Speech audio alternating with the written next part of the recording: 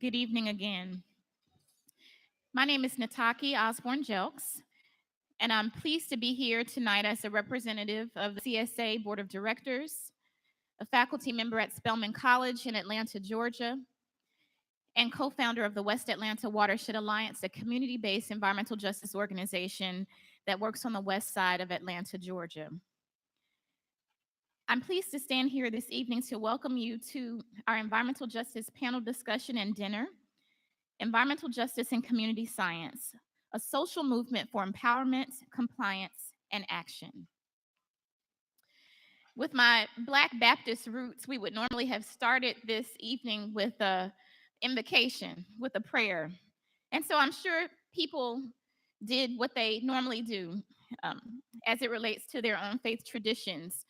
But in lieu of us not doing that, I would like to ask us all to give a moment, to just pause for a minute for a brief moment of silence in honor of the residents of New Zealand who have just lost their lives because of gun violence.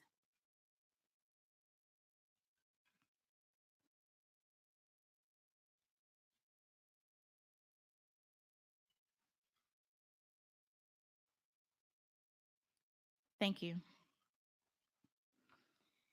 The environmental justice movement, and for that matter, environmental justice activists, advocates, practitioners, and scholars have used community science and other community-driven science approaches to document the environmental health hazards that are experienced by communities of color as well as low-income communities across the globe.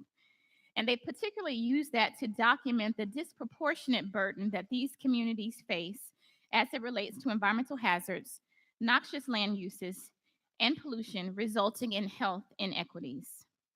Tonight, we have an esteemed panel of environmental justice practitioners, scholars, and activists who will talk about the work that they have been doing and engaged in for decades to use approaches like community science, community-driven research, community-owned and managed research, participatory action research, DIY science, street science, community-based participatory research, and many others to address environmental health hazards in vulnerable communities. They will speak about raising awareness of environmental injustices and how communities have become empowered and how communities have built their capacity to be engaged in the research process alongside traditional scientists. This evening, we'll hear perspectives from Alaska, from Oakland, California, from Detroit, Michigan, from North Carolina, as well as the Gulf Coast and Puerto Rico. And I think that we will all be enlightened and challenged a bit to think about the ways that this movement, the environmental justice movement, has been using these approaches for a number of years, and how we can come together to broaden the tent of citizen science.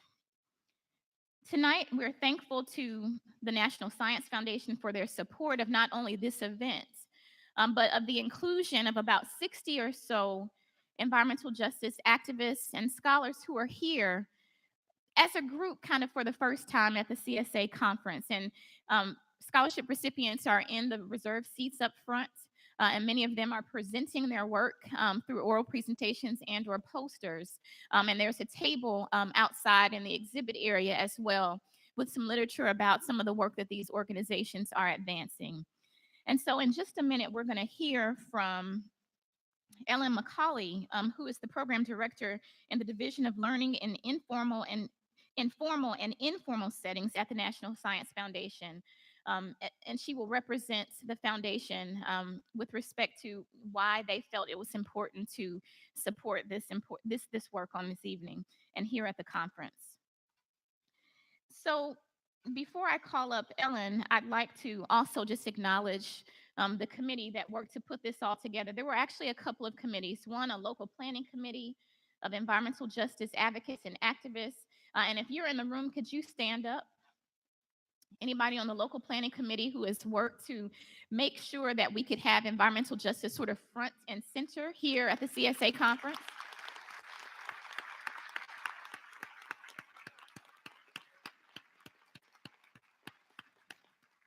These individuals have invested countless hours to make this happen.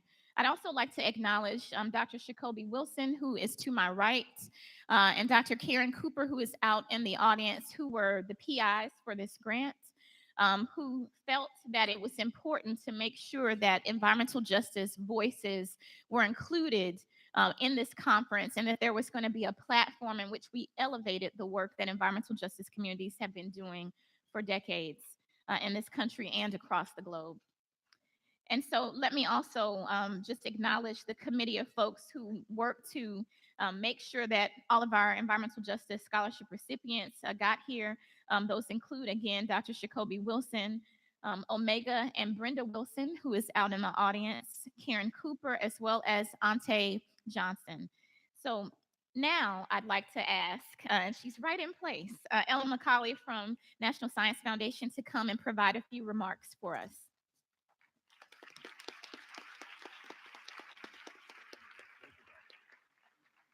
Thank you. It's quite a pleasure to be here. I'm Ellen McCauley, a program officer at the National Science Foundation, which is a federal agency that is charged with promoting the progress of science, advancing the national health, welfare, and secure the national defense, among other things. So what does that mean?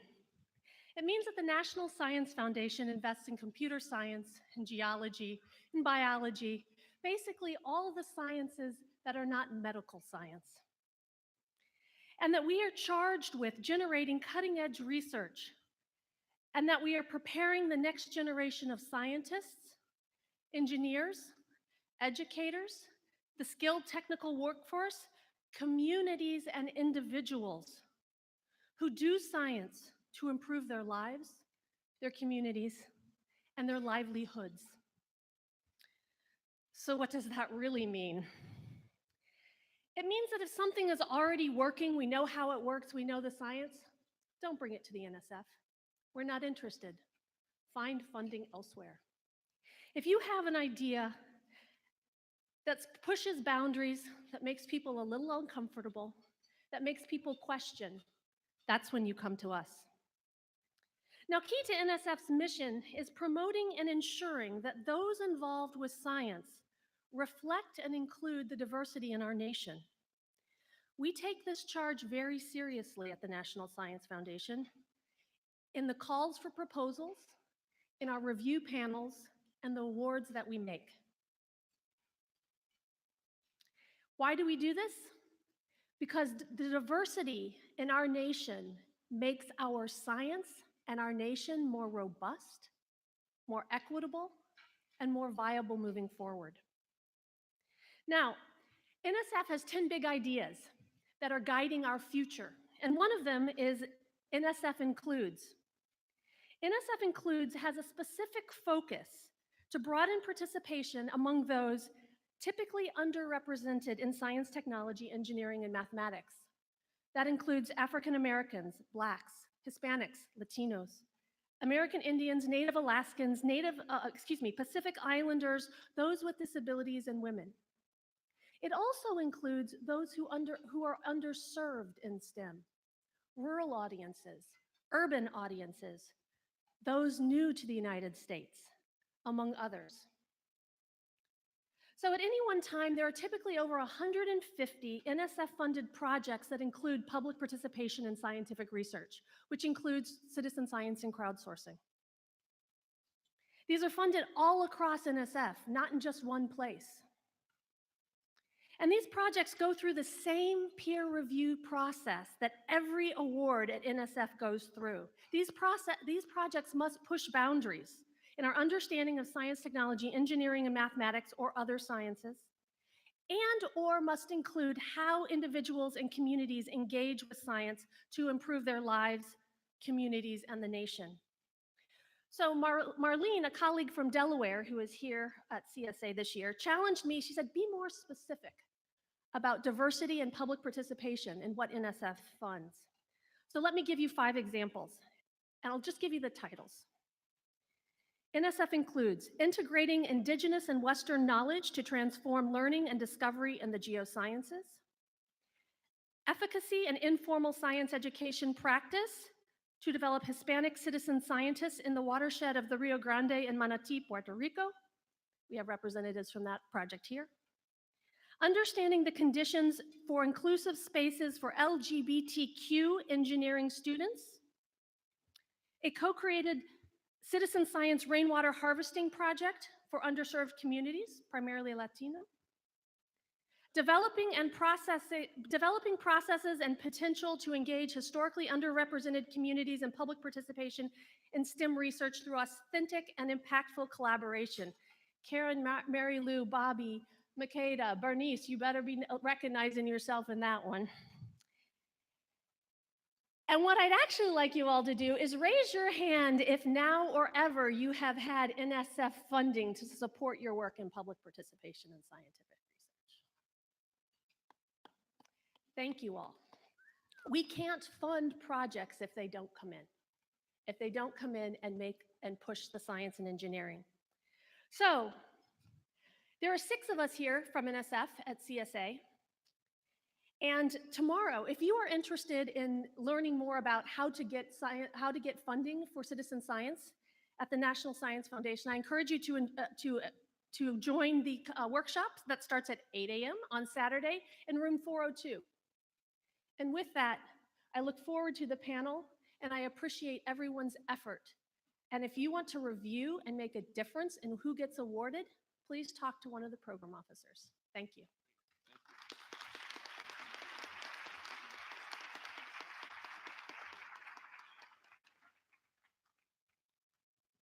Thank you, Ellen. Now I'd like to turn over the rest of our evening to Dr. Jacoby Wilson, who will be our moderator.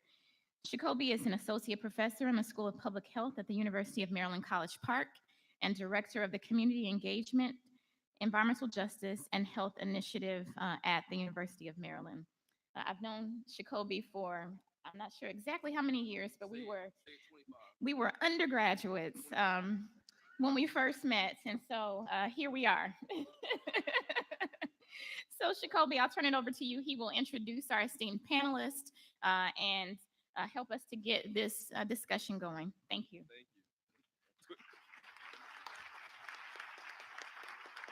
Thank you. Nataki just didn't want to say 25 years, so it's been 25 years, Nataki. 1994 or something like that, 94. So it's great to be here.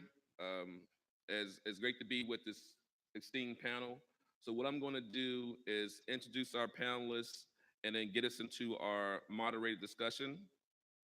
So I'll start, it's not in any specific order, but our first panelist I will introduce is Vi Wai. Vi is the Environmental Health and Justice Program Director in Anchorage, Alaska. Vi's to the right. Her environmental health and justice efforts in St. Lawrence Island earned her an Environmental Achievement Award by the Alaska Native Tribal Health Consortium. Vi has done a lot of work to protect her island. I'm using this phone, it keeps going off. Protect her island when it comes to health and human rights. Vi also served as a National Advisory Environmental Health Sciences Council member to NIH from 2012 to 2017. So to my far left, we have Margaret Gordon. Miss Margaret Gordon. Miss Margaret Gordon is co-rector of the West Oakland Environmental Indicators Project and co-coordinator of the Bay Area Ditching Dirty Diesel Collaborative. Say that 5 times real fast. She won the 2004 East Bay Community Foundation's first ever Power of Effective Giving Award and has been recognized for her volunteer work on behalf of the West Oakland community. She connected the asthma plaguing her community to pollution from the nearby port and has coordinated grassroots efforts to improve the area's environmental health for over 20 years. That's Miss Margaret Gordon. Good. The phone keeps going off again. Our next speaker that I'll introduce is Mr. Omega Wilson, also known as my second father. And we look alike. Omega is co-founder of the West End Revitalization Association. He brings decades of experience advocating for basic public health amenities for people of color in marginalized communities in Central North Carolina. Omega was awarded the US EPA's Environmental Justice Achievement Award in 2008. and he served on the EPA's National Environmental Justice Advisory Council from 2007 to 2010. Omega's been doing community science work for over 20 years, and his group created a framework called COMR, COMR, Community Owned and Managed Research. So when you go from on the community engagement continuum from outreach to community driven, community owned and managed research is the gold standard for doing community science. Though that Mr. Omega Wilson. Let's give him another round of applause. Now we have Mr. Vincent Martin. Vincent is a community activist who has worked tirelessly for over 15 years on the local and national level to allow people the right to breathe, but volunteering his time to collect and provide data needs to push efforts to improve air quality for local residents around Detroit, Southwest Detroit. He's done a lot of work with the Congress of Communities, the original United Citizens of Southwest Detroit, and the Michigan Environmental Justice Coalition. He is also very active at the national level, working with the Title VI Alliance Task Force and with the Sierra Club. Vincent decided to pursue his EJ passion full time, and so he's created his own company to help communities address EJ issues. Vincent Martin. To my left, we have my second aunt, Dr. Beverly Wright. Dr. Beverly Wright is a leading scholar and advocate in the environmental justice arena and has served on numerous boards, committees, councils, and offices, including the EPA's National Environmental Justice Advisory Council over the last 2 decades. Dr. Wright is the founder director of the Deep South Center for Environmental Justice, and her tireless efforts in environmental justice have earned her numerous awards. She provided valuable input into President Clinton's executive environmental justice transition paper and also CEEJH. Dr. Wright is an icon of the environmental justice movement. Let's give Dr. Wright an applause.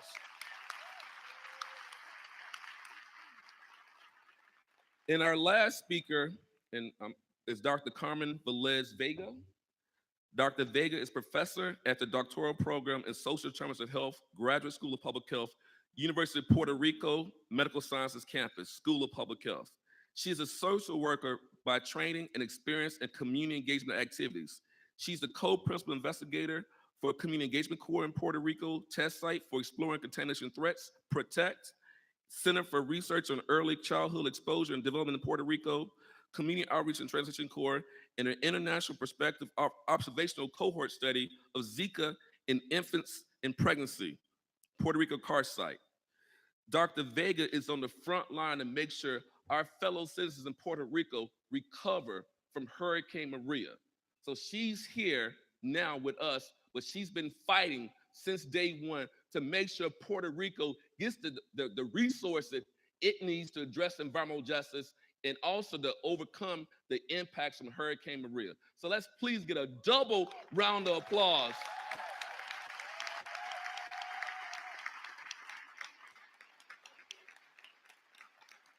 for Dr. Vega. And this is the power of community science. This is the power of citizen science. So my first question for each of the panelists, they're gonna take 5 minutes, is to basically talk about how did you get into this field of environmental justice? How did you get into this field of doing community science? Share your story in the first 5 minutes for each of you. Share your story with the audience about what you've done in this field, what inspired you, and the kind of work that you've been doing in your career to fight for environmental justice using community-driven science, using community science. And we can start with, who wants to go first? Miss Margaret, pass the mic, Miss Margaret. You got to turn it on.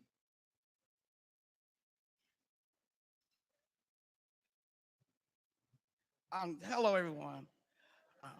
I got involved with citizen science because I got tired of my local and my county and our state agencies have us running from one place to the other. I got more interested as my organization started growing to measure things within our community and showing that there was an impact from those issues. And by such as illegal dumping, people not going to school, housing, jobs, air quality, toxic release inventory, all those type of things were happening in West Oakland. And I, as part of at that time being a volunteer for the development of the West Oakland environmental indicators, got tired of every time we went someplace. That's not my authority, and that's not my responsibility from agencies. So one of the key things that happened to us, we got involved with a research group.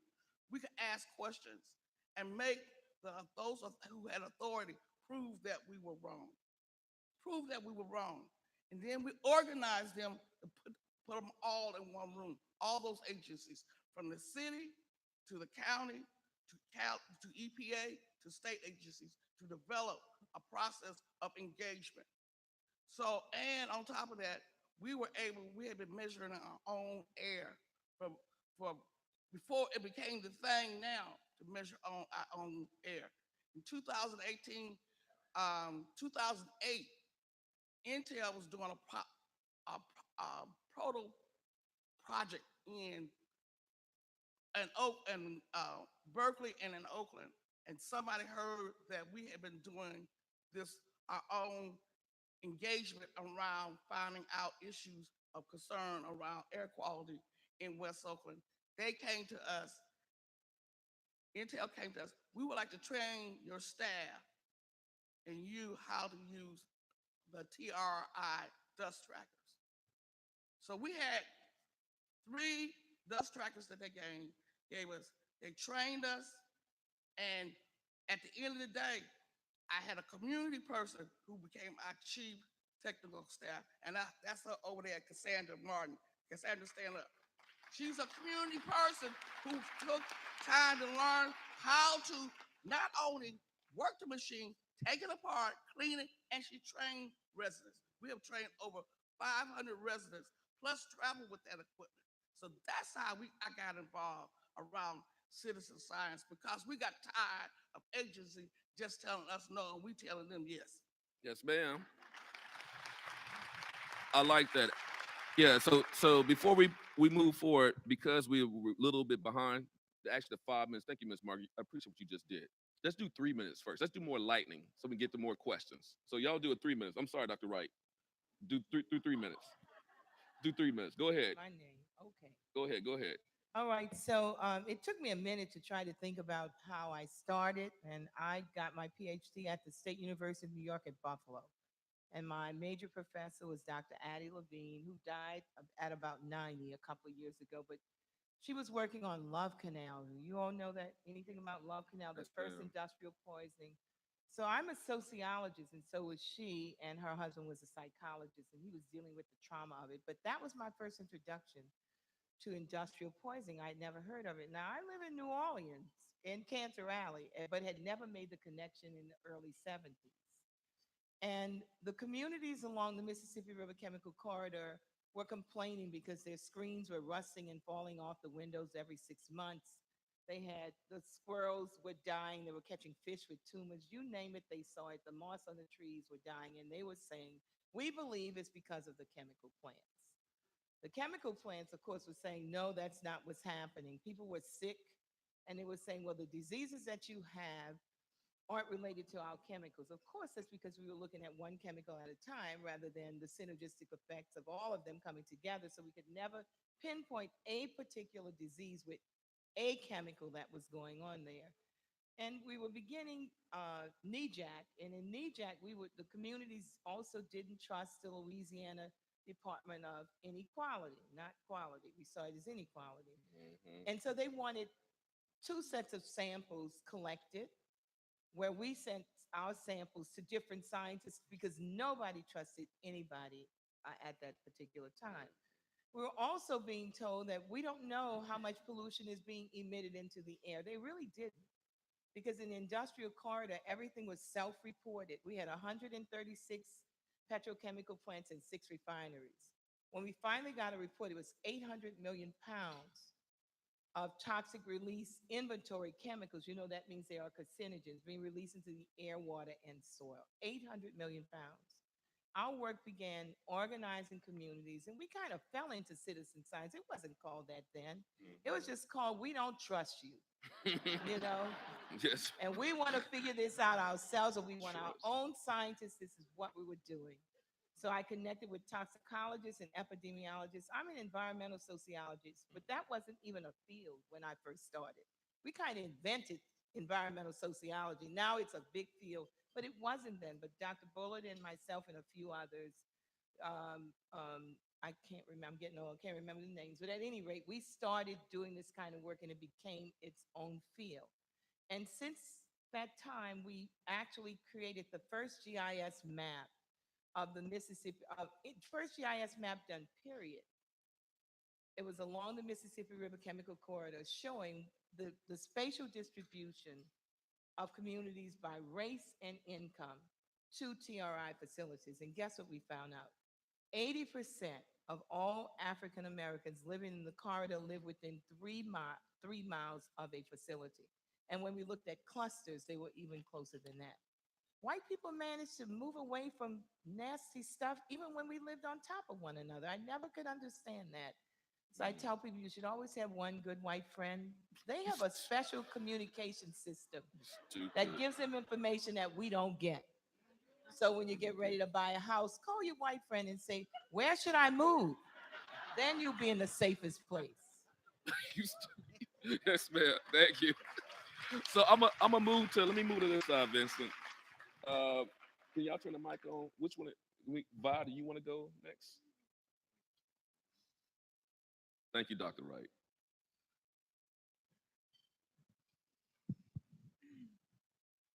Igam se kayo vi kam si bangun na ko nga.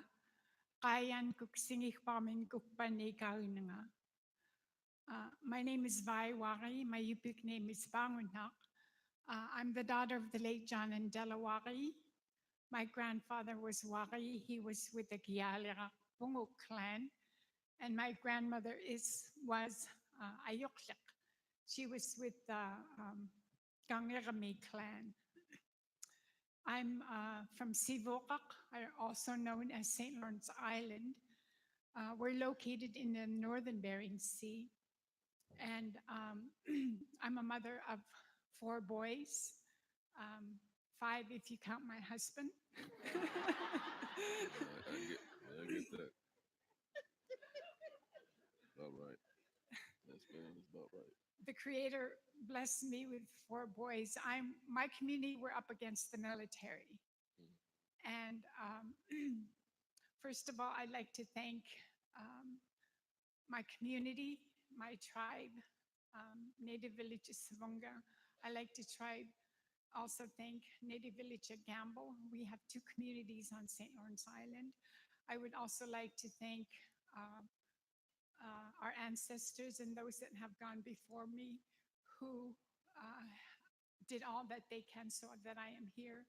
I would like to thank the first people of whose traditional lands we are on. Also, those that gave me funding, the National Science Foundation, and this opportunity to speak here, to talk and give you my story. We are closer to Siberia than mainland Alaska, where we can actually see Russia from our window.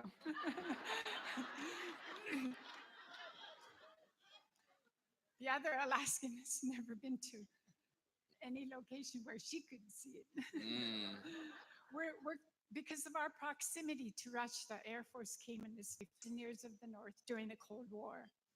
And we're about 130 miles southwest of Nome in North Alaska, northern Bering Sea. And my people continue to live off the ocean like we have for many, many generations, with the utmost respect for our lands and waters, the wildlife that has sustained my people for many, many generations. We are a community that works together. Our elders and leadership make decisions collectively. A way of life with spiritually, traditionally, culturally. We cannot separate ourselves from our lands and waters. And my people welcomed the military. They came in the late 1940s and went to Gamble, one of the two communities on my island. My island is same size as my sister here, Puerto Rico, which is 100 miles long and 30 miles wide. And we now have, at one time we had 4,000 to 10,000 of us in 32 communities. And our elders said that maybe we had even up to 20,000. But because of Western contact, generational historical trauma, you know, whether it was TB epidemic, starvation, trauma that happened to my people from the colonizers. And now we have 1,500 people in my community, but we're still here. Right. The Air Force came and established bases at each end of our island. They stayed on our island till the mid-70s. A former health aide, Annie Aloha, started noticing a lot of cancers in our families that are now displaced because of the military contamination. Low birth weight babies, miscarriages. We don't have hospitals. We have clinics. She tried to get help for our people for 20 years. She was a very respected elder. She got sent to agency and agency, and 20 years came around full circle. And nobody would validate her concerns or hear and her plea for help. And our executive director is a scientist. She was with another organization at the time. Annie and Pam Miller, I don't know if some of you know her.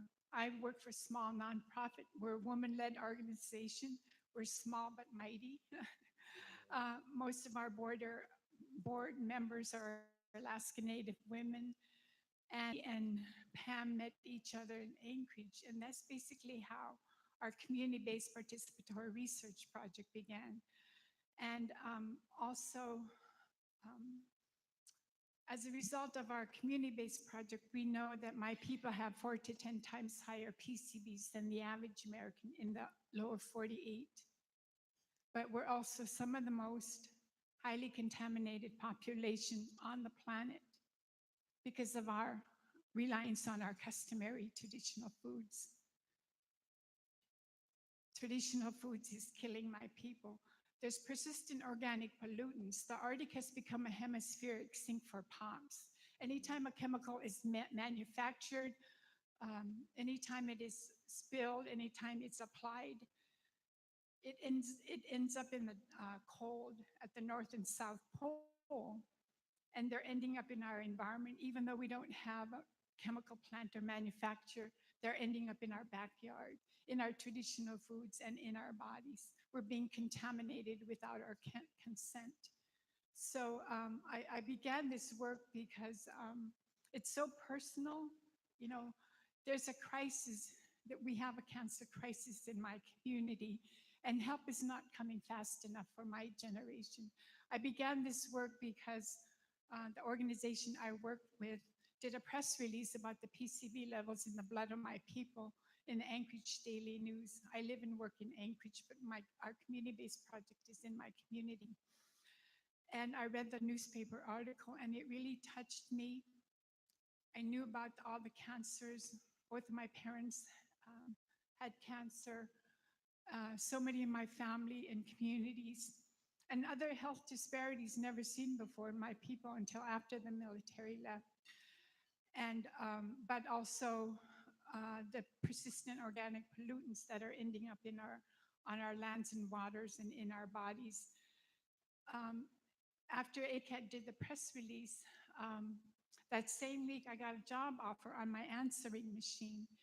And I had to really think about it because I have no experience, I have no degree. And I took the position, and I've challenged myself to learn as much as I can about how important they're doing. And we hire and train local people. And basically, this is why I got involved, because I'm a mother. So Thank you. thank you. Yeah, thank you. I didn't want to stop you.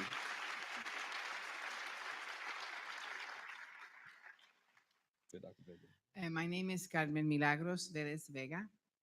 Everyone calls me Millie, basically because every other Puerto Rican is Carmen, so it's hard to catch up, to keep up.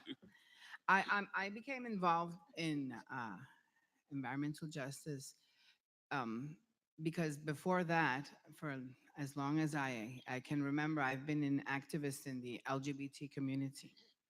So having that position, and my family and I have gone through a lot. We were the test case in Puerto Rico for same-sex adoption, and we were in the court for 10 years, and in the streets protesting, and in the legislation, and everywhere anyone that would listen to us.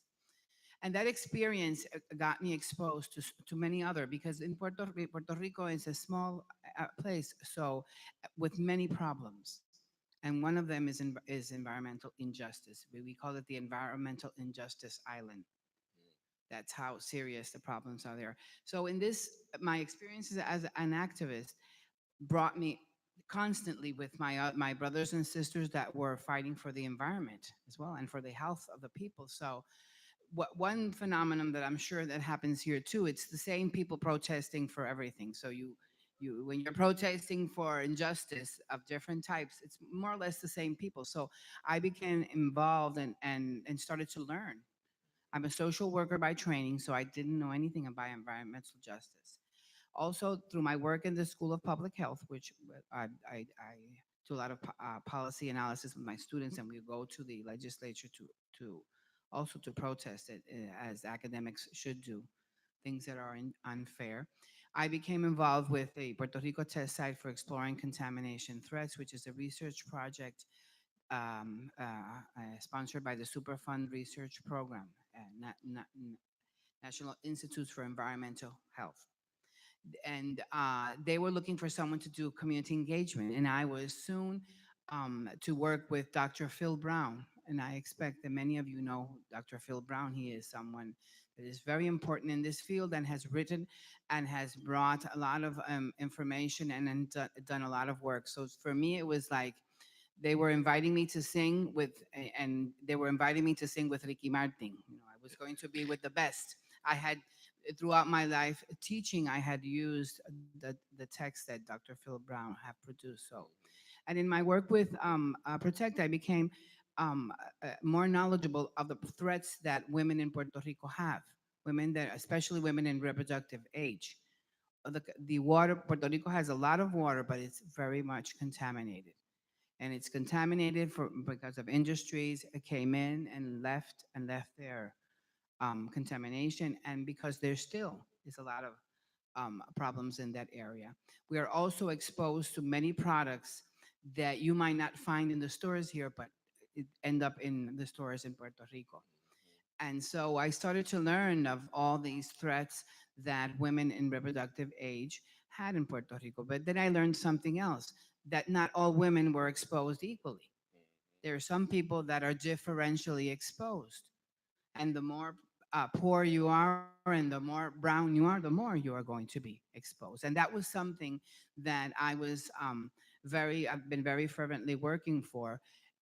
Public health in Puerto Rico had not caught up with that. They were, this was not something that was in the conversation. So that's something that we have been working hard for the past years. And then came Hurricane Maria. And I am 55 years old, and I have lived many hurricanes, and never in my life have I seen such devastation. But it was not only that, because we are a people we are used to this. We know how to get up and continue. The problem was that we were abandoned by the authorities, both federal and local authorities. So that was something that made us enraged, and made us also to continue to do our work. So none of the injustices that I've fought for all my life have disappeared. They probably won't in my lifetime, but every day I feel that there is a bigger reason for me to go and to continue. Sitting here today, I am so honored to be with people like the ones that I am sharing the table with, and that I am sharing this room with. I'm really, really humbled, because I know there are people here that are so brave and have worked all their lives to help others and to help this our environment. So I would like to thank you and Thank you. So who you want Vincent? Go ahead, Vincent. Well, good evening, everyone. Thank you for this opportunity to come and speak to you. I am honored. Dr. Wilson, I appreciate you. Yes, sir. Now, let me start off with a quote from Martin Luther King III, son of civil rights icon, Dr. Martin Luther King Jr. He recently said that the poor and the disenfranchised, too often those in communities of color, are still disproportionately bears society's harms through no fault of their own, that the truth has compelled the fight for social justice across the spectrum of labor rights, women's rights, LGBT rights, and yes, environmental rights. Because no matter who we are or where we come from, we are entitled to the basic human rights of clean air to breathe, clean water to drink, and healthy land to call home. Make no mistake, the injustice of climate change and the pollution that fuels it are among this century's most debilitating engines of inequality. Now, I come from the 48217 community. I'm gonna give you a little description of my community. It is an area in Detroit that's surrounded by industry, coal burning, tar sand cruel refining from Alberta, Canada, steel production, salt mining. It also borders I-75, which is a major north to south interstate highway in the Great Lakes region. The pollution from these sources combined results in 1.6 million pounds of hazardous chemicals released into the community each year. And the chemical releases result in serious health issues for the residents. Rhonda Anderson from the Sierra Club, she came to my community and she asked me to help her do a White Cross, just to show the plight of our community. Well, we started putting up White Cross, and the sight of seeing all these white crosses next, just in a line on all these houses, on people that was, that died of some kind of a respiratory illness or some kind of cancer, was so morbid, we had to actually stop because it was, it was monstrous. So, and it allowed me to get into this movement more. And then I realized I have a little brother that was, well, he's passed away now, but he was a type 1 diabetic with all kinds of different challenges. And I started to realize every time we sat out on the porch, within 2 or 3 days later, we was running to an emergency with him because he was having some kind of complication. So, I was like, wow, this is terrible. This is, it gotta be just started CSI and what's going on? So then during that same time period, we have a refinery called Marathon Oil, I know, and they are like maybe 2-3 blocks from my house, from my mother's house. And they announced that they wanted to expand a $2 billion expansion so they could just start bringing all the Alberta tar sands to the Midwest, to my neighborhood. And I was like, wait a minute, hold on. You can't do this.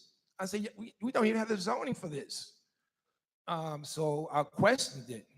I even went to our city council and told our city council, you can't do this. And I said, yeah, the zoning is incorrect. And they laughed at me. So eventually, building and safeties and them went and did their research. And they came back to me and said, to me and Teresa Landrum, which is one of my colleagues, she said, y'all was correct. How did y'all know?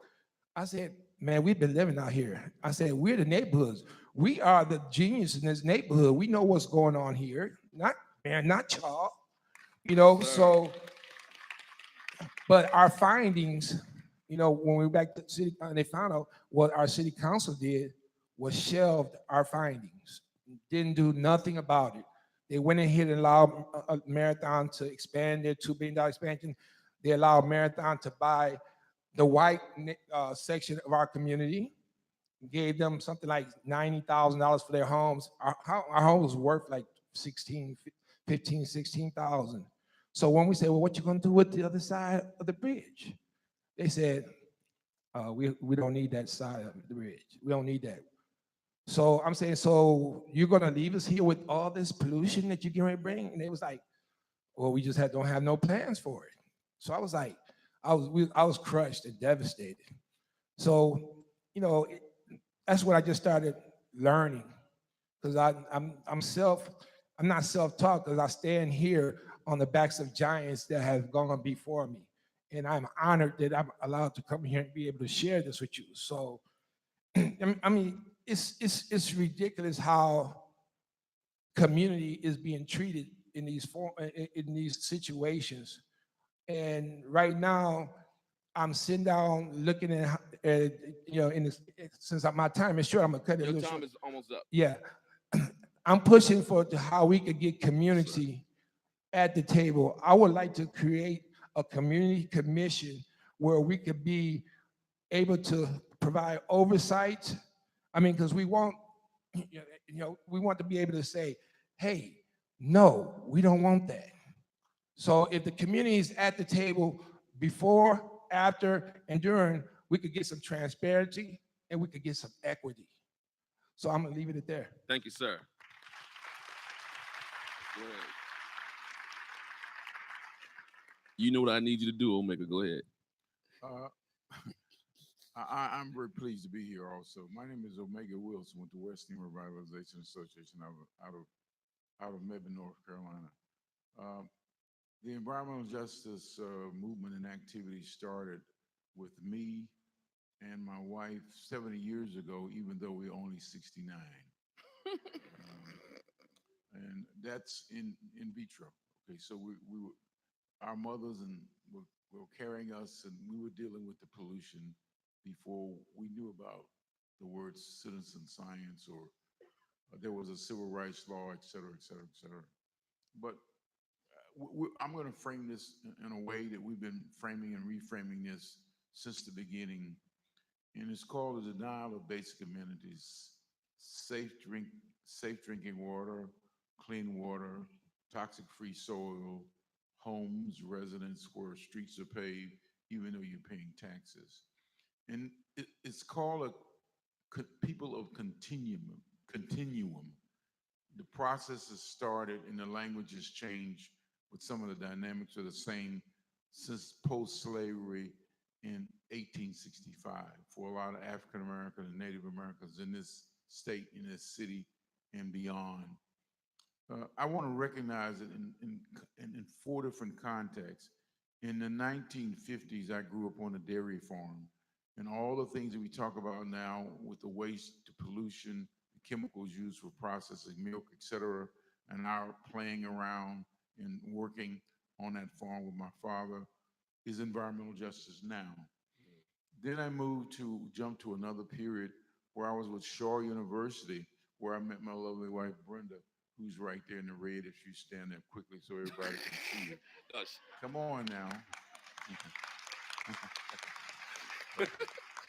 She's a Shaw Bear, and there's another very precious Shaw Bear in the audience. His name is Reverend John Mendez. Stand up, John. Come on. Now, Reverend John Mendez and I were involved as students. There are a lot of students here with a lot of energy. And that was in the 70s. We had a lot of energy too when we were students at Shaw University. So we made a lot of rounds and did a lot of stuff, and we thought we were bad. And even though John is a pastor and he was a pastor then, we used to do some stuff. But you young people are doing some stuff that make us look like oatmeal cookies, I'm saying, you know. So that was another period. And then we moved to Mississippi and we learned some other things where people call Mississippi the South Africa, the apartheid of the United States of America. So we thought he had it bad, but we had some other bad things happening too.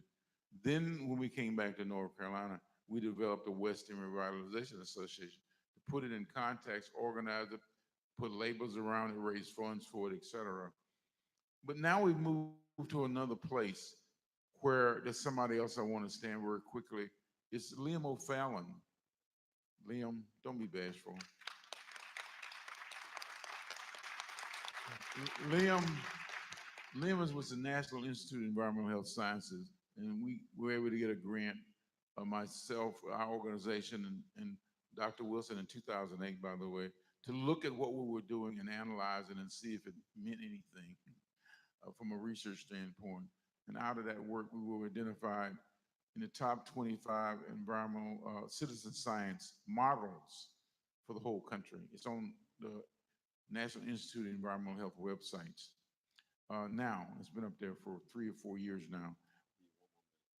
One of the things that's important about this is through Liam, we were able to develop another level of network that went beyond our immediate community and the racism and discrimination we faced in Mebane, North Carolina, all our lives. And through him, we were able to meet Vi. We were able to meet Carmen. And as a result of that, only meeting him in December, we were able to work very hard to get them at this table beside me. So we have some new brothers and sisters, and we have a whole lot of nieces and nephews in the audience, because every time we meet somebody like Jacoby, we wind up with another son and another daughter and another niece and a nephew. So some of you in the audience probably weren't born when we started all this stuff, but we welcome you to the table. And if you call and email us, please tell us your name, because we don't remember. We might not remember if you gotten to be too many. So we appreciate you being here, and we love the fact that you're involved. Thanks. Thank you, Omega. So what I want to do now is take some time. We've heard each of the personal journeys, how they got into community science, some of the issues that folks are working on. So I want to give you opportunity, and I'm going to do this lightning round. So we're running low on time. We have time, but I want to get us some more questions in. So what have been some successes of your work? What have been some successes of your community science? I mean, some of you have been in this work 20, 25, 30 years. I want us to share successes and best practices, because I want folks to come from, like, environmental justice is not just about problems. It's a movement about hope. It's a movement about change. It's a movement about now and a movement about the future. It's a movement about love. So talk about that love of the community and the impacts that you've had in your work through community-driven science. You need the microphone. No, go ahead, take the mic.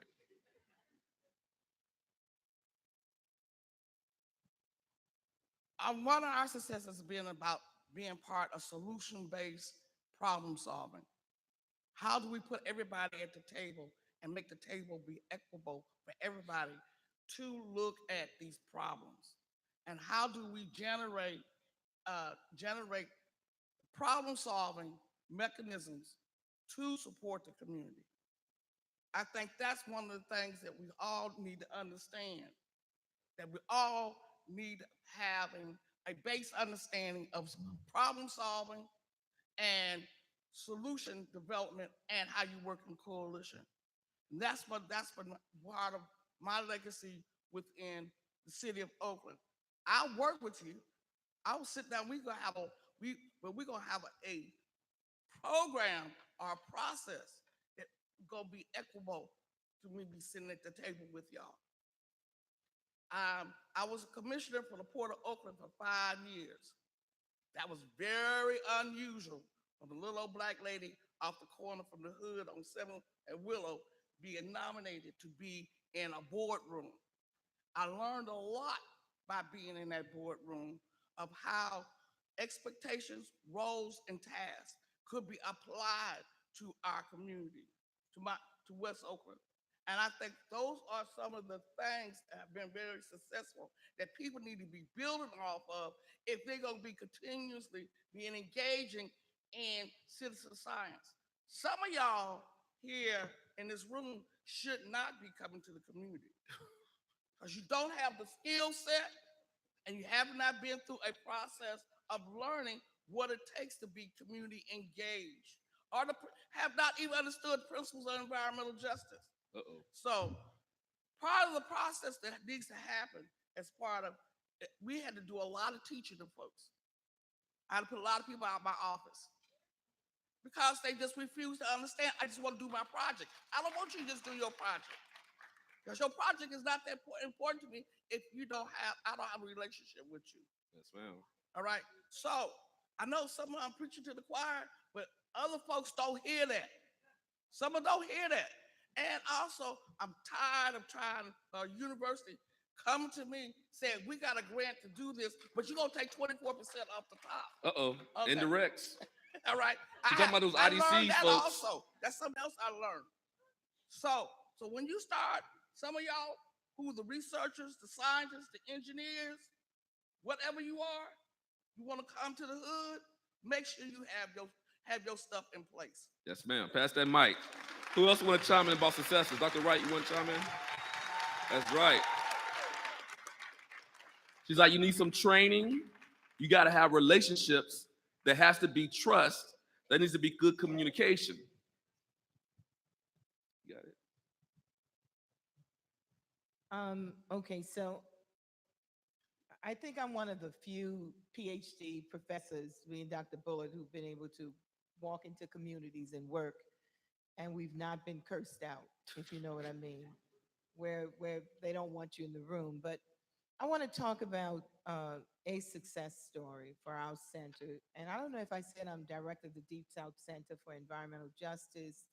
And we put in place what we call the Community University Model. And that was in 1992. And in 1992, the Environmental Protection Agency used my center's model for what they call the CUP grants. You all are probably too young, most of you, to know that, but it was Community University Partnership Grants. That model came from the Deep South Center. So when I first started working in the corridor, what I noticed was that, first of all, Louisiana has a bad reputation. Most of the big greens didn't want to work there. They said it was just a waste of time. They had tried and tried to penetrate that wall of corruption with petrochemical companies, but they could not. And they had given up on Louisiana. So I did my own investigation, and I found out one thing. First of all, most of the big greens would come in, they'd bring young white students there for the summer. They would work over the summer, over Christmas, and then they would go home. And when they left, they took everything with them. So we started the center out with an advisory board with representatives from communities up and down the Mississippi River Chemical Corridor. And we had a board of about 16. And we started, first of all, with training. The first thing was training people completely, not just on what was in your air, water, and soil. We got grants to get epi studies and tox studies done for all of the communities. We also taught them, how to do newsletters, how to use a computer, and brought people in to teach them how to measure toxins, because that is what they were concerned about. And the person that actually brought, it was called the Bucket Brigade, Denny Larson out of California, who passed away last week, and he had moved to New Orleans. He brought the Bucket Brigade. We had a grant from the Mott Foundation, and we trained the communities on how to capture the air, because what would happen would be the chemical companies would release all the toxins on the weekend, and they had a hotline that they didn't answer on the weekend. So then they would come on Mondays, and of course, everything was gone. So they would say people were waking up, throwing up, nosebleeds. I mean, it's hard for me to describe just how bad the chemical corridor was and still is. But this idea of white crosses, that's how I met that community. They had crosses on their front lawns showing the number of people who had died from strange cancers. They weren't just the regular cancers, of which Louisiana is number 1 in 7 of the top 10 cancers in the country. We have the highest cancer rate in the country along that corridor. It wasn't just that, it was rare cancers that we couldn't connect to anything. So this is what happened. We were working with Narco, Louisiana, a community sandwiched between 2 petrochemical plants. We worked with that community, believe it or not. It took 18 years for us to win this case, but this is what happened. Because of the training we did with the Bucket Brigade, we had been working with EPA and LDQ, trying to get monitors. The monitors were there and they were turning in the opposite direction, so it wasn't catching anything. I mean, Louisiana, you all know Louisiana. It is Louisiana. So we're owned by the petrochemical companies.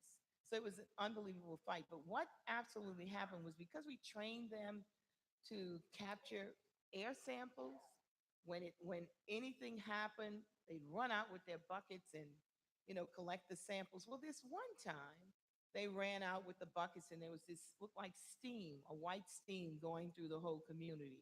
They captured it. And Exxon said it was just steam. We sent the sample to EPA, it was MEK. So once we found we could catch them in a lie, everything changed in terms of the approach that EPA took towards that particular community. It was Shell, not Exxon, but I see them all as the same. But it was Shell Oil. We organized around relocation. We managed to get a community, a little small Black community on a plant. It's called the Diamond Plantation. They were actually people who their ancestors had been enslaved on that plantation. They had bought the land and lived there. We got them relocated in the first relocation ever where communities got enough money to buy a decent house, not the cost of their house after pollution, but the cost to buy a house that was livable. So the lowest amount was $80,000 in Louisiana, rural Louisiana. It was a good price, and the highest was about 164,000. So we made history with that relocation, but it was because the citizens themselves were really on it, capturing the area. They knew it was something else. We caught them, and with that catch, we were able to relocate a community. Yes, ma'am. Thank you. Let's go to this side. Successes from your work, the impact of your work on the community. What successes have you had? One of the biggest successes we had is including in the model that Dr. Wilson talked about earlier that we call community-owned and managed research. Our primary focus was collecting data to leverage compliance and enforcement based on the law. We found out very few community groups were doing that. And is leveraging legal data to get justice and compliance. By the way, we're doing a workshop in the morning with several lawyers, including one of our sons at 9 o'clock. It's going to be in one of these sections of the ballroom from 9 to 12 to put that on the table in a very formal way, because we've gotten resistance from government agencies. They don't want to hear that, and they don't want the lawyers in the room because they don't want us to move to that level. The community-owned and managed research model addresses three parts that we've got national recognition for, and it's funding equity. I think Vincent and Margaret talked about that earlier. We don't want a Walmart card. We want the money, just like university professors want the money, right? Okay? We have to exist. The other part of it is management equity. We do not want you running around telling stories and doing lectures and writing books in our name, and we're not on the stage with you sharing the benefits and the rewards and the credits. We want that. Community groups deserve that. The other part is one of the toughest things, is the legal part of it. A lot of people do not address the law in community groups when you find the data, because in our case, we got lives threatened, our sons intimidated on the way to college, people trying to harass my wife while she was teaching school. We had residents in the community where the racist local government officials were finding the daughters and grandchildren of some of our residents, working with them, sometimes states away, to intimidate them backward. We're talking to your grandchild in another state, and they call mama and say, what in the world is going on in Memphis? And of course, the word spreads. That is a kind of old South slavery mentality. We're getting it from local government officials, they're bankers, they're lawyers, they're doctors, they're men, they're women, and some of them are people of color. We want to get rid of that by using the law, because meetings like this sometimes don't get the word out. People just don't understand. Our filing complaints stopped a major highway from tearing our houses and community down. It stopped them from tearing up a cemetery where slaves were buried in it 200 years ago. And as a result of that, we got some of the basic amenities that we talked about. We got some water, sewer, parks. We got some participation in meetings that we never got before. So we're saying we have to use the law, because that's what Martin Luther King, Medgar Evers, and so many other people have died for. Thank you. I want to change it up a little bit for if Vi or Carmen want to comment on successes. Can you also talk about, when you talk about successes, what have been any institutional capacity cultural, structural, or political barriers that you've had in trying to have impact in your work? First of all, I too would like to thank National Institute of Environmental Health Sciences. They have funded our community-based project since 2000. And also Alaska Community Action on Toxics, the organization I work with. We have established trust with our tribes and leadership and community who own the data, and it gives them ownership so we can make our own informed decisions. We don't tell our communities what to eat or what not to eat because of our traditional food study results. The marine mammals I mentioned are so loaded with persistent organic pollutants or PCBs at levels we shouldn't be eating them for excess cancer risk. And so the institutional barriers that we face is, we're a small nonprofit, and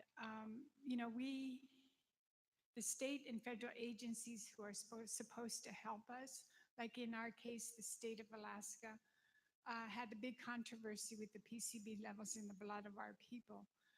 And our state is pro-development. We have a lot of gas, oil, mining, fuel development, and other proposed development. A lot of them are in close proximity to our homes or hunting and food gathering locations. We have 229 tribes in our state. And so agencies that are supposed to look out for us, they do not. There's also challenges with equity and funding. We had a Natural Conservancy group in Anchorage who didn't want to fund us because our native staff don't have degrees, even though we're the own experts in our communities. These are some of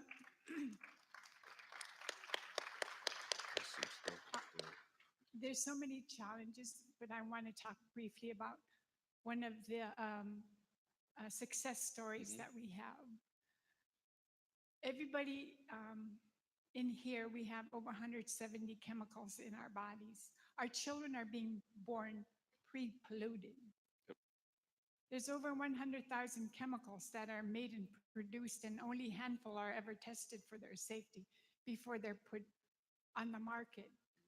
The carpet padding, the furniture foam, the phone that you're holding, your laptop, your computer, your TV, all have flame retardants. Your personal care products. There was a time Johnson Baby shampoo had formaldehyde. And this is, to me, so unethical. There's multinational corporations that are driven by profit and do not take our human health into account.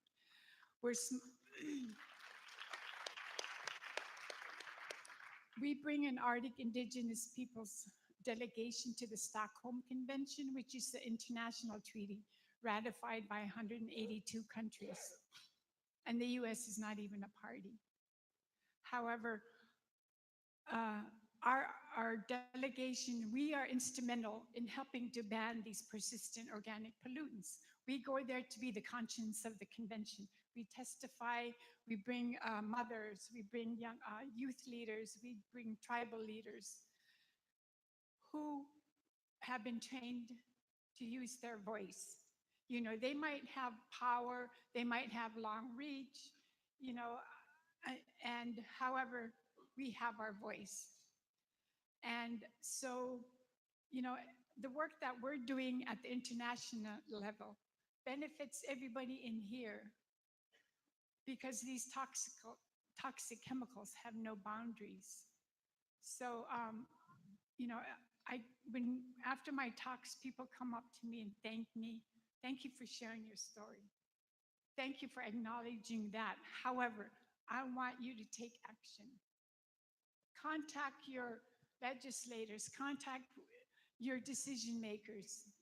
It's going to take all of us in civil society to make these changes so our children are not born pre-polluted, that our children don't have birth defects, that our children don't have learning disabilities, and on and on and on and on. So that's one of the success stories that I will share. Thank you. Yeah, so a success story and a challenge. Yeah. Yeah. Yes.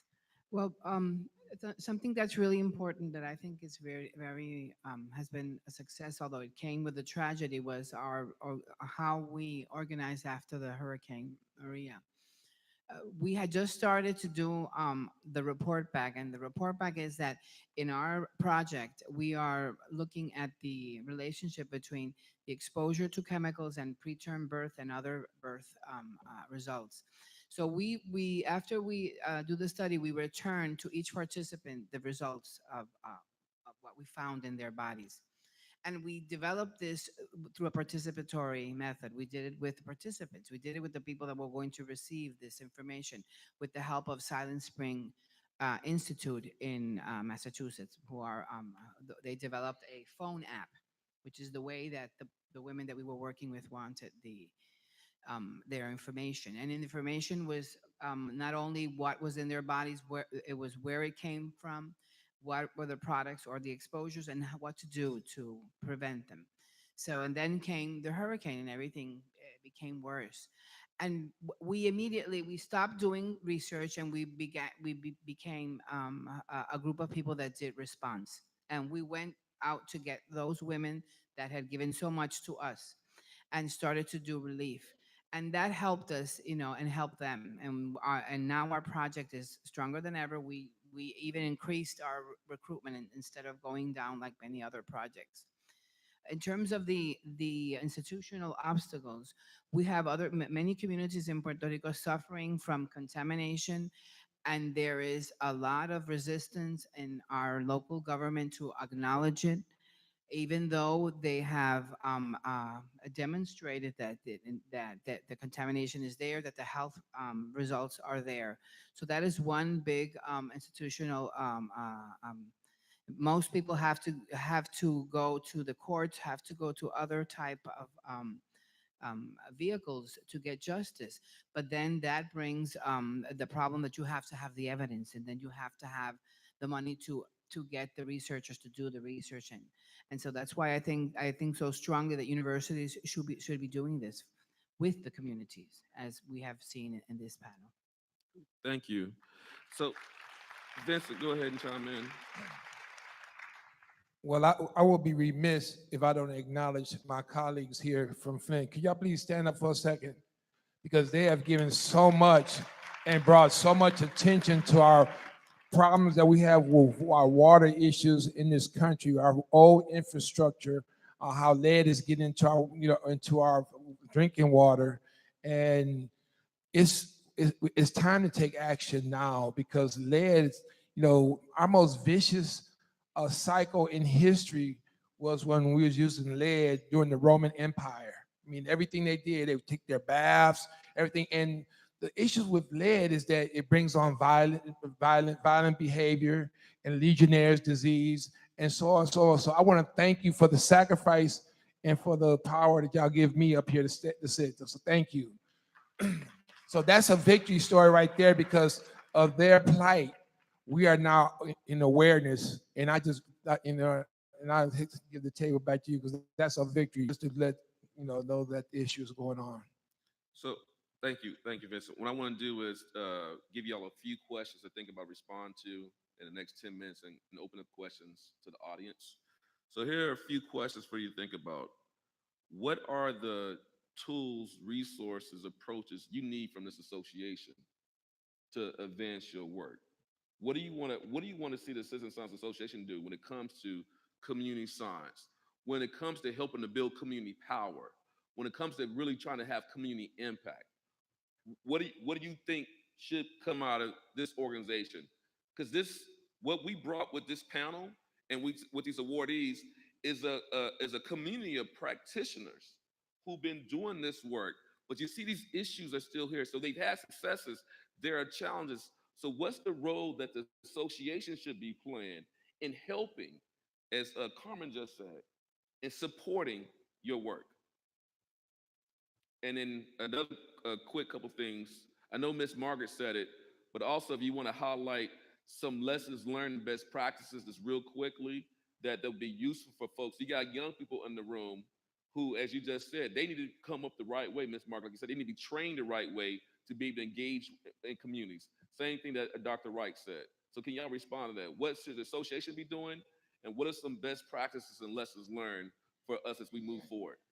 First of all, based on just my experience and my expertise, if the community doesn't have the capacity that you intend to work with, has to happen.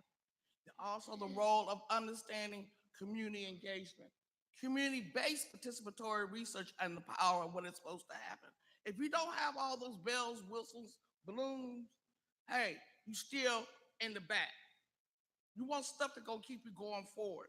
And and it's just still here we are at 2019, still asking for the same thing when I started in 1992 for a community. How are they going to build capacity? And we also have to, I don't want to hear about we doing diversity. What is the intentional diversity that you're doing to make sure that the people who you intend to work with look like the researchers and the scientists and the engineers? Let's do some real intentional things that say that we have really came up to the level of being participatory at the level we got folks who are to work with us and look like us. Anybody else want to chime in on that? Dr. Wright? The problem of having legitimate relationships with researchers for communities is a very old problem, going all the way back to the Tuskegee study, even more recently to the Baltimore study that was done. These things go on and on. So my response, and I should say not just mine, but I have to say Dr. Bullock, because we've been partners in crime for about 30 years. Our response was to start what we call the HBCU Climate Change Consortium at this point, Environmental Justice and Climate Change Consortium. And so what we've done is develop legitimate partnerships with historically Black colleges and universities. That certainly allows young people to see scientists that look like them. With community-based organizations, we have Reverend Avant right here, which is one of our partners in Pensacola. And I would be remiss if I didn't recognize Dr. Padgett, who's just done, stand up, Dr. Padgett. He's very modest, but we couldn't make it without Dr. Padgett. He is just so smart, and he just really understands how to work with communities and also how to work with very young people. I'm not as good with young people. I'm good with communities. You know, you need somebody who can work with young people, and he can do it all. But what we've basically done is created this consortium, and we're in 5 states right now: Louisiana, Mississippi, I'm going to forget, Alabama, Texas and Florida. Yep.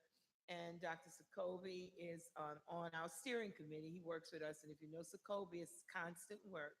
So we pulled this group together of community-based organizations that represent communities who are impacted by climate change, and they are environmental justice communities. Reverend Avant, how many landfills is it, Reverend Avant? I just always forget.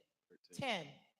13 and growing, and 1 Black community. All of our communities have been devastated in all kinds of ways. And what we do is tap into the resources at our universities, whether it's urban planning, engineering, public health.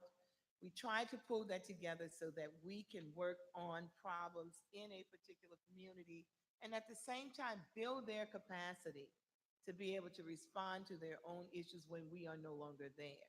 So that means a lot of citizen science learning is going on within our what we call research clusters and community clusters. I'd be more than happy to talk more with you all about this after. It's a very complex kind of program with a lot of branches to it, but we're always looking for other scientists who can work with us. We work closely with the Union of Concerned Scientists, making certain that they're no longer called the Union of White Scientists. So we're seeing some diversity within the Union of Concerned Scientists, great partners for us. I wanted to say one more thing that I didn't get a chance to, and that's talking about institutional barriers or barriers to our work, our biggest barrier has been racism. You know, with whatever um, situation that I try to explain to you what's happening, it goes back to racism and the fact that some people are not valued at the same level as others are. ma'am. And if we don't conquer racism, we're not going to ever solve this problem. I just come to that conclusion. But on a in a more direct way, for us, it's been zoning, and it's been unincorporated communities, and it's been permitting. And when communities begin to recognize that EPA permits poison, they're not really there to protect you so much when they permit poison, and those permits are based on industrial use. I was stunned when I found out that the amount of poisons they're allowed to put in the air to some extent has nothing to do with health. It has to do with the first company that ever did business and made a profit and what amount of pollution did they need to make a profit. Now, that's a stunning thing for sociologists who already had a lot of concerns about risk assessment and, you know, all of the other people that I work with. But then to find out, and that's legal, to permit not based on health. There are no health standards for a lot of these things, but they win because it is the standard for corporations. So we talk about making changes. I know it's hopeless right now with EPA, but this too shall pass. I just really believe this. So, But we need to really start thinking about what kinds of laws do we want to protect our communities and not always allow industry to drive it. yes, ma'am. Thank you. Let's move to this side. So, what can the association do? Tools, resource, association, and just some quick things about best practices and lessons learned that could share with everybody, so they can be better partners and better community scientists. Um, One of the things I want to go back to is something that Ante Johnson, who's an adjunct faculty member at the HBCU Bennett College in Greensboro, he's sitting right beside his mentor, Dr. Beverly Johnson, at the table over there. And he, myself, and my wife met with the Citizen Science Association board with some key people in here that maybe their names were mentioned or not. And it's Karen Cooper, who's associate professor at North Carolina State University, and Jennifer Shirk, who is the chairman of the association from Cornell. And one of the things they asked us to share with them is what we wanted with the short-term and long-term mission of the Citizen Science Association back several months ago. And one of the things we addressed is some of the things we've already talked about is adoption of our COMA principles, you know, parity, equity, and compliance to get things done. Stop studying us and put the energy and the money on solving the problem. Those things are very, very important. The other part of it that was important is focus some of the partnerships with HBCUs, which I'm so glad Dr. Wright mentioned, because that's something that we talked about and pushed, that some of the major universities receive enough research money in billions and millions of dollars if you accumulate it to actually fund HBCUs just by themselves.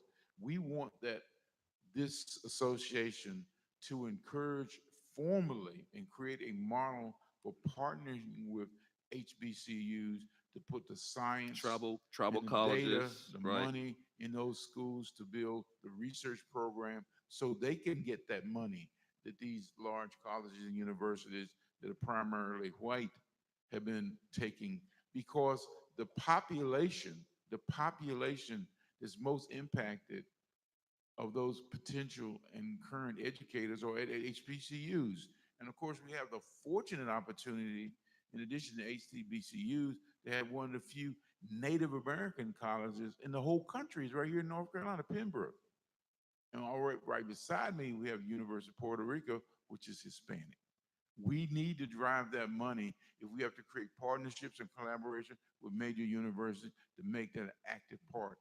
I'm not just making this up. We already talked about that with the board So, members, and we need to make it work. so Megan, just to expand that, they're looking for the association to make sure you support partnerships with institutions where you have primarily students of color, Hispanic, indigenous peoples, Alaskan Native, Pacific Islander, African American, tribal, that they are getting the resources to do the science to improve their communities. And you have folks who come from the communities who are impacted, being trained, and go back and be part of the infrastructure to solve the problem, right? Science for the people and science for action.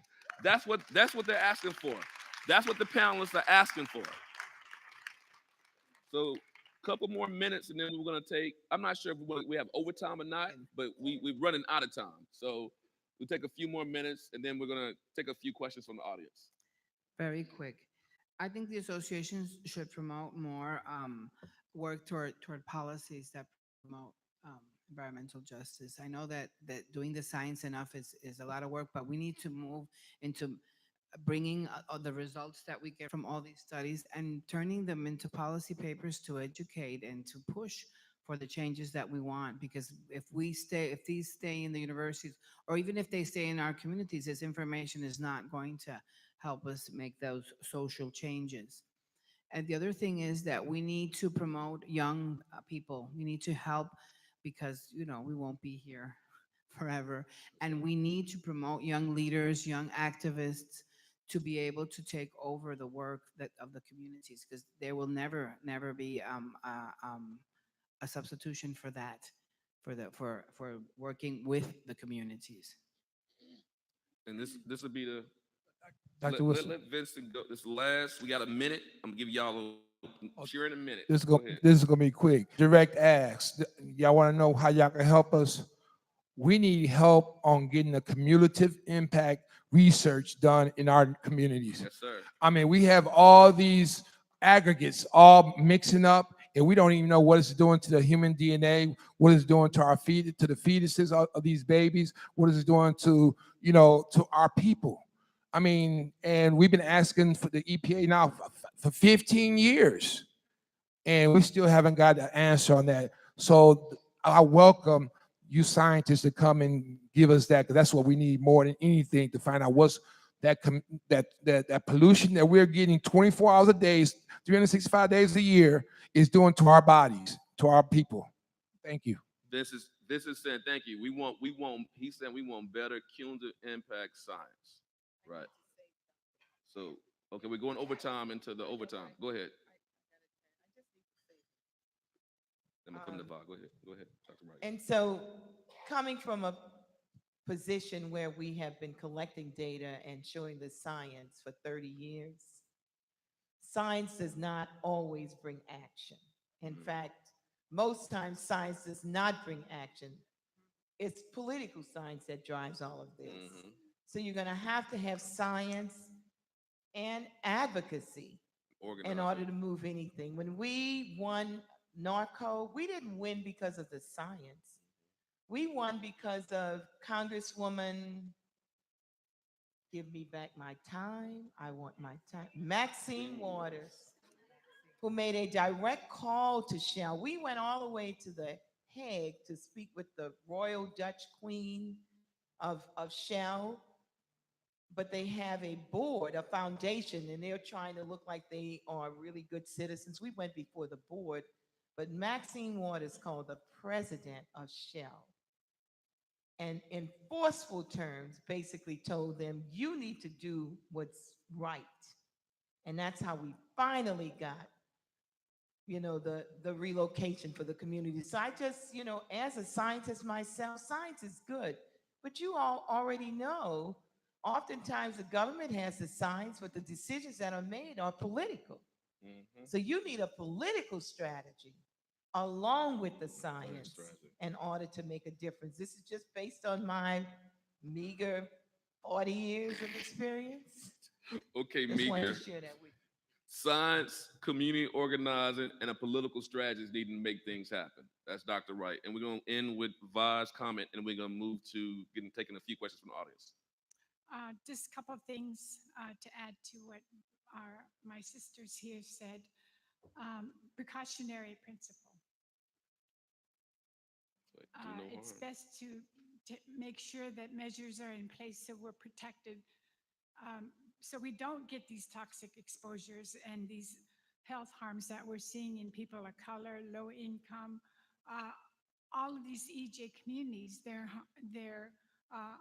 health and well-being has been harmed. And the other thing is, what do we do, to add to Beverly's comment, what do we do when science is not enough, when we're seeing health disparities? It's not a matter of if my people are going to get cancer, but when. The children in my school district have the lowest test scores. How can that happen to a population that has relied on traditional ecological knowledge for many, many, many generations? How to read the weather, how to predict the weather, the migration patterns of the marine mammals and the wildlife land mammals that my people depend on. That's all science-based. How can we pass on our languages, our creation stories, our songs and dances, our cultures and traditions? So we need you as scientists. This is sound data. The community-based project that we have had is sound data. We stand behind our scientists and our researchers. We need you to help us with the health disparities that we're seeing in our communities. Enough is enough. Thank you. So we have a citizen science youth. His name is Mike. Mike with the mic. Mike, where are you? So Mike is going to be our runner. Take a few questions. So if you have a question, please raise your hand, and I'll point you out, and Mike will run over to you. We have a lot of questions. So Mike, run to the front, right over here. This way, Mike, to the front. Right here, Mike, to the front. Come on. You're supposed to, come on, Mike, you're running, you're walking.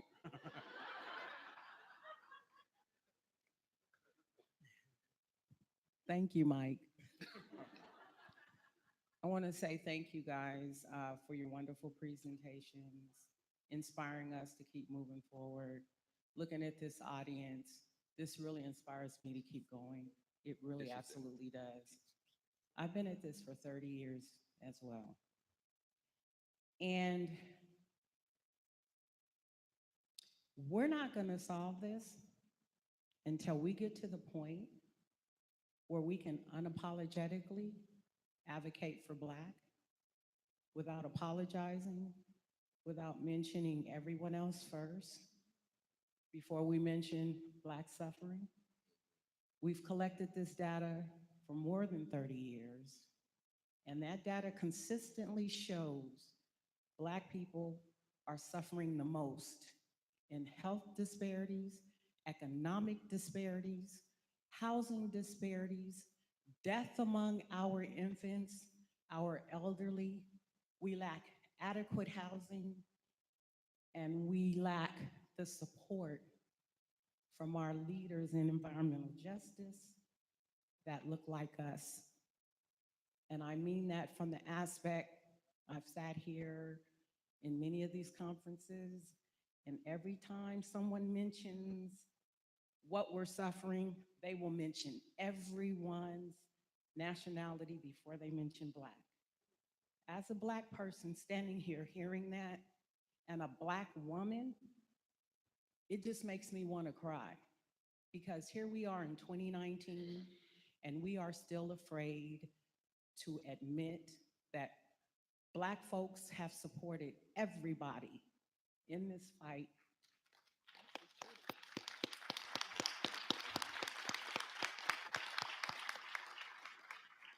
And when we fought side by side with many of you folks, by the time it came time to walk through that door, y'all kicked that door in our face.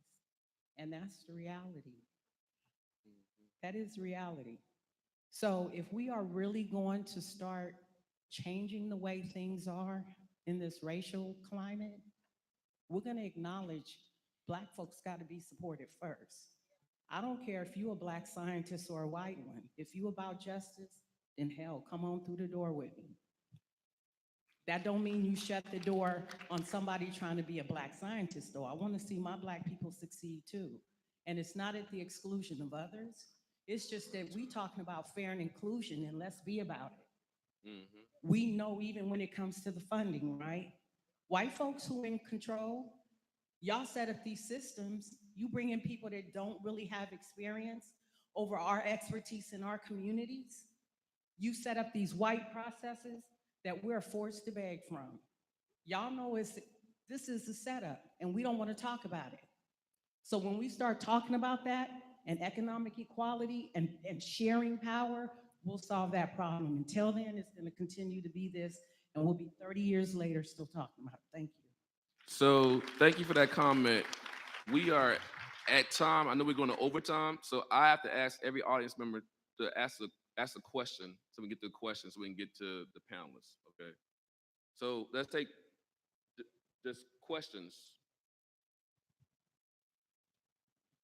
Hi, I had a question for Beverly. Say it again. For Beverly.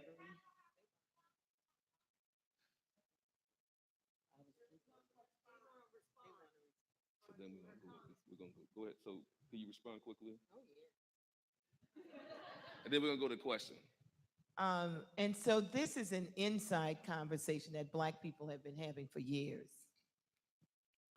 And as a Black person who worked in this field and worked with every ethnic group, racial and ethnic group, I can tell you internalized racism is real. We've had this battle going on for a long time, but I want to give you an example. When we started the environmental justice movement, we invited every nationality. It was African Americans, Native Americans, Asian Pacific Islanders. Who am I missing? All groups. And we had our first People of Color Summit, and people decided, okay, let's break up into our groups and caucus. Black people were left standing in the middle of the room. You know why? We were the only group that had organized for Black people. But every other group, Latinos, Native Americans, Asian Pacific Islanders, they had all come together with themselves. And we're looking at one another. We don't have an organization. This is not unusual that Black people are always working for everybody. I work for Black people, and everybody who's willing to help me can, and I support other people. We made this decision. Somebody needed to speak for us. And it's the kind of thing that people don't see, because we are the only group in this country that was enslaved by this country. Yes, ma'am. We are the only people in this country who were legally enslaved by this country. Yes, ma'am. And the response to that permeates through everything. That's right. Everything. Every other minority group, and I'm not talking about individuals, but I'm talking in general. And the EJ movement has had its internal struggles, which is why we aren't as strong as what we used to be. Because nobody wants to follow the leadership of Black people, even when we started. That has been an issue, that we don't put our laundry out in public. We've never had this discussion in public, but it is a serious, serious issue.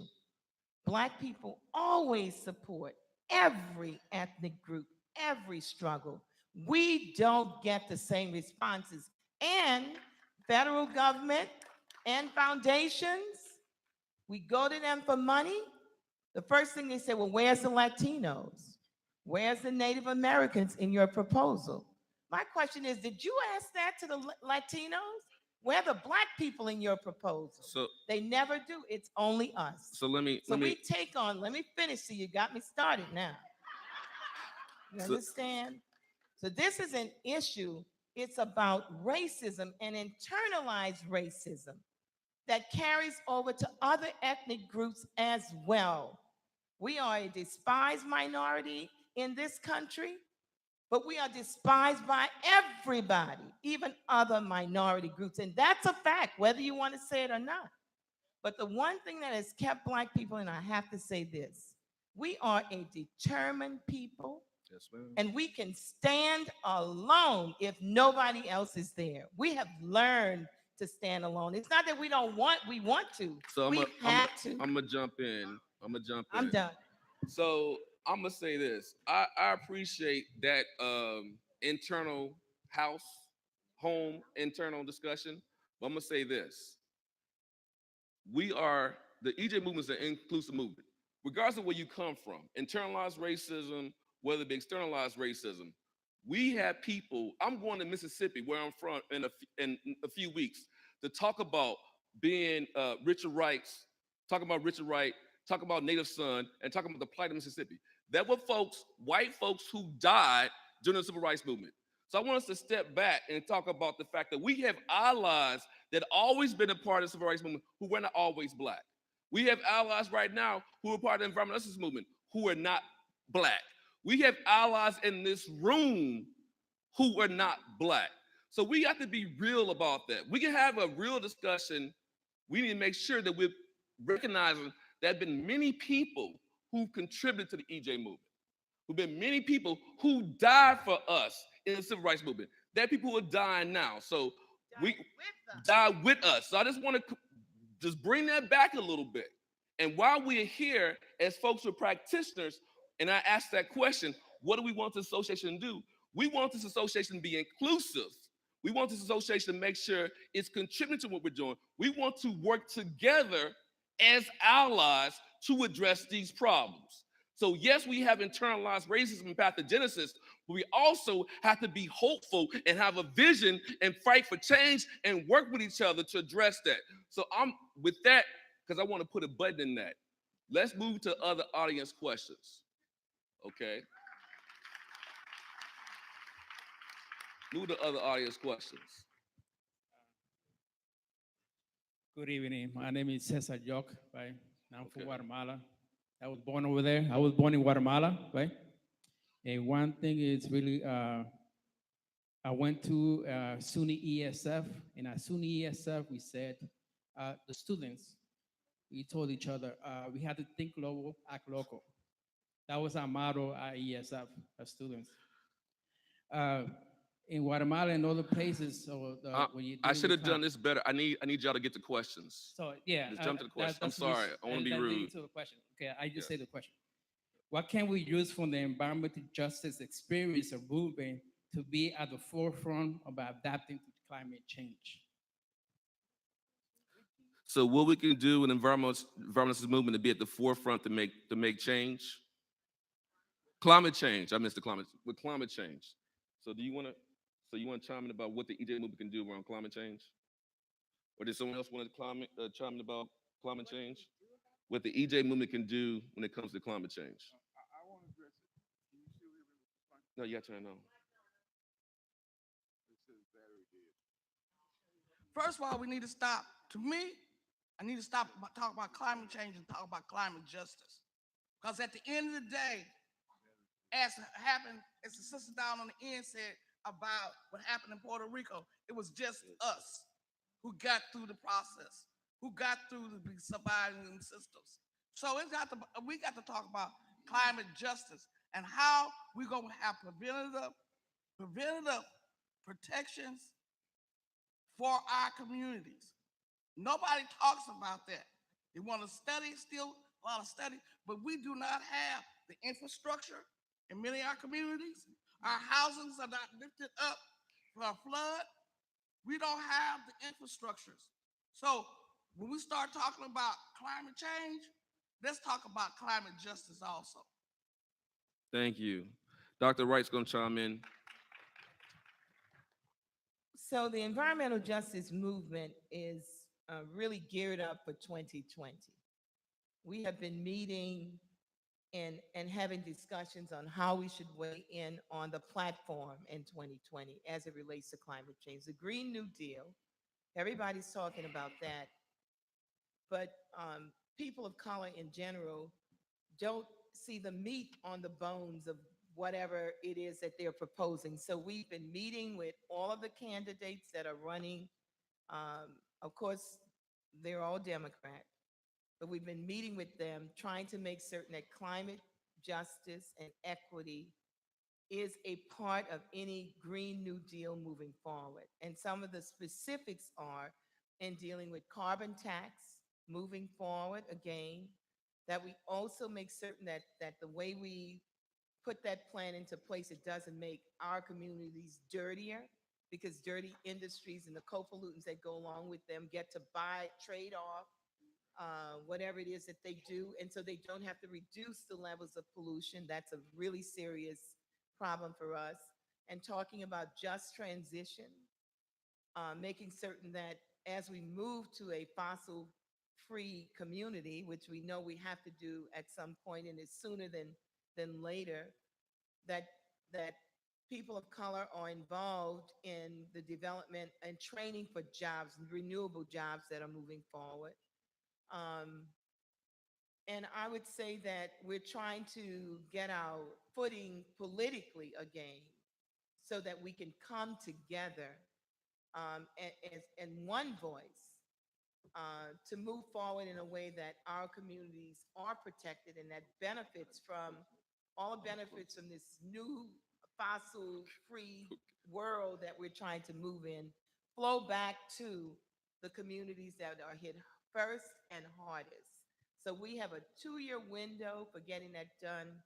We have committees, several different groups of people meeting right now, drafting legislation for people, talking about platforms moving forward that deal specifically with climate justice and equity as we transition to a different economy.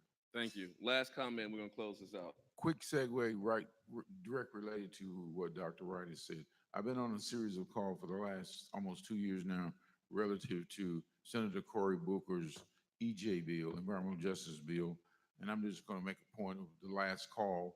The last call and meeting had specifically to do with what we're doing here. There was some language in it several times that mentioned citizen science, but some attorneys looked at it because language is very key in drafting legislation and laws. So they said it was very clear that citizens, everybody in this country is not a citizen. And some of the people who served you tonight are not citizens. Some of the people who are cleaning your rooms are not citizens. Yes, sir. Some of the people who help you with your transportation are not citizens. So they looked at it and said there's over 40 million of those at least documented. So one of the things they're looking at is taking out the word citizen science. It rings a bell for the Citizen Science Association and include the term community-based research or community-based science. It includes human beings. If they're prisoners or visitors or whatever, they have a right to safe drinking water. They have a right to clean water. They have a right to non-toxic environment.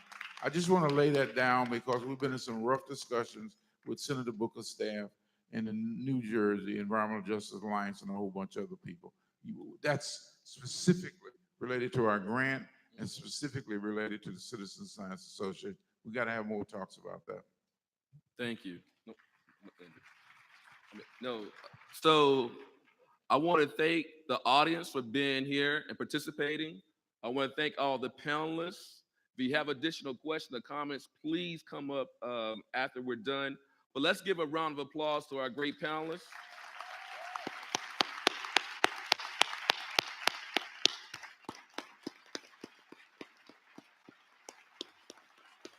You heard some powerful stories. There's some tough issues that need to be addressed for us to affect change and move forward together. And so we just really want to thank our panelists. We want to thank the Citizen Science Association. We want to thank National Science Foundation again for supporting all the awardees who were able to come here. And again, thank you, and God bless. Good night. Good night. Wakanda forever.